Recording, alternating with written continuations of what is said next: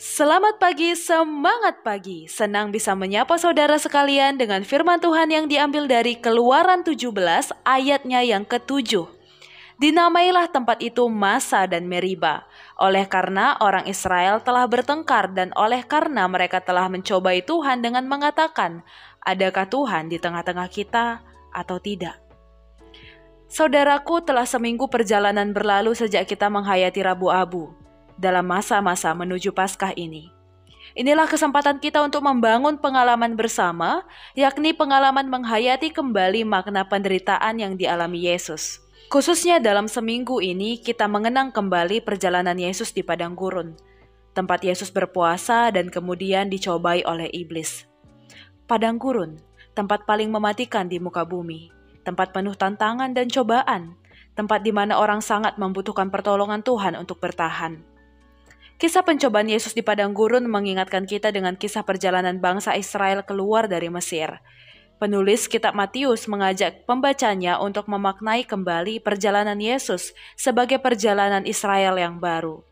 Namun mari kita melihat dulu apa yang terjadi dengan Israel di padang gurun. Keluaran 17 ayat 7 disebutkanlah kata Masa dan Meriba, karena di sanalah bangsa Israel bertengkar dan mencobai Tuhan dengan berkata, adakah Tuhan di tengah-tengah kita atau tidak? Ketika bangsa Israel keluar dari Mesir, mereka menyeberangi laut Teberau yang terbelah dua dengan berjalan di tempat yang kering di tengah-tengah laut itu. Sedangkan air di kiri dan kanan mereka menjadi tembok. Setelah peristiwa besar itu, bangsa Israel tiba di padang gurun Syur. Mereka lelah, lapar, dan haus. Sementara di saat yang bersamaan, mereka tetap harus berjalan jauh di padang gurun yang siang begitu panas dan malam begitu dingin. Dan ketika sampai di Mara, bangsa Israel tidak bisa meminum airnya karena pahit. Kemudian mereka bersungut-sungut kepada Musa, dan Musa meminta pertolongan Tuhan. Dan kemudian Tuhan mengubah air yang pahit menjadi manis.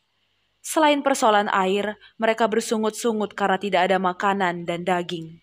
Namun saudaraku, ini bukan tentang air, roti ataupun daging, tetapi tentang pencobaan mereka kepada Tuhan dengan berkata, adakah Tuhan di tengah-tengah kita atau tidak? Bukankah Allah yang membebaskan mereka dari perbudakan Mesir? Bukankah Allah yang membuat keajaiban laut yang terbelah? Bukankah kehadiran Allah sangat nyata melindungi mereka?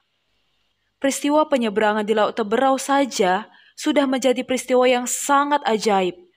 Namun, padang gurun membuat bangsa Israel memilih untuk berkata, mengapa engkau memimpin kami keluar dari Mesir untuk membunuh kami? Mereka lupa kalau yang membebaskan mereka adalah Allah. Ketika ada kesulitan di depan mata, mereka langsung menggerutu dan mengeluh, seolah-olah Allah membiarkan mereka menderita dan mati kehausan.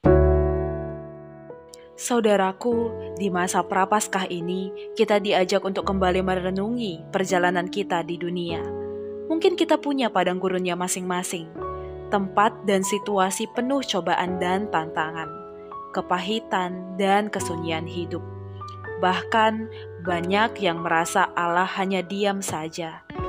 Atau mungkin kitalah yang tidak menerima cara Allah menolong kita.